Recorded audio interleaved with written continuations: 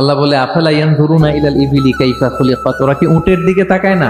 উটের কথা আল্লাহ কেন বললেন? উট হচ্ছে এমন আজীব একটা প্রাণী যেটা প্রাণী বিজ্ঞানীদেরকে হয়রান করে দিয়েছে। উটের যে ফিচার আল্লাহ তাআলা দিয়েছেন, মক্কার লোকেরা উটের গোশত খাইতো, উটের দুধ খাইতো, উটের চামড়া দিয়ে দামি লেদার তারা বানাতো, উটের উপর মাল নিয়ে বোঝাই করে এক প্রান্ত থেকে আরেক প্রান্তে পাড়ি দিত। এবং উট হচ্ছে এমন প্রাণী যেটা একসাথে 1 মাস না খেয়ে বেঁচে থাকতে পারে। 1 মাস পানিও খাওয়া লাগবে না, খাবারও খাওয়া লাগবে না। এট এ টাইমে একটা উট, প্রাপ্তবয়স্ক একটা উট একসাথে 200 লিটার পানি খেয়ে ফেলতে পারে। এবং উটের পেটের ভিতরে একটা স্পেশাল ওয়াটার চেম্বার আছে, ওই চেম্বারে রেখে দেয়, খেয়ে ওইটারে পাঠায় দেয় না ওদের কিডনিতে। 200 লিটার পানি একবারে খেয়ে স্পেশাল চেম্বারে রেখে দেয়, যখন লাগবে ওইখান থেকে নিয়ে নিয়ে বেঁচে থাকে। 1 মাস না খেয়ে বেঁচে থাকে কি করে? উটের পিঠে দেখবেন একটা কুজ আছে, এই পুরো কুজটা হচ্ছে চর্বির আধার। উটের যখন খাবার থাকে না মরুভূমিতে, মাসের পর মাস যখন চলে, ওই চর্বি থেকে এনার্জি নিয়ে সে মরুভূমিতে চলে। আমাদের চোখের মধ্যে যেমনি একটা পাপড়ি, এরকম এক পাপড়ি দিয়ে উটকে আল্লাহ বানায় নাই, ডবল লেয়ারের পাপড়ি দিয়েছে। কারণ মরুভূমির মধ্যে চলতে পথে লু হাওয়া থাকবে, মরুভূমির সাইমুম, বালুর ঝড়, এই ঝড় মোকাবেলার জন্য, লু হাওয়া মোকাবেলার জন্য ডবল লেয়ারের চোখের পর্দা। একটা পর্দা ফেলে রাখে, আর একটা খুলে সে হাঁটতে থাকে, তার কিছুই হয় না। সুবহানাল্লাহ। এবং মরুভূমির মধ্যে যে ক্যাকটাস আছে,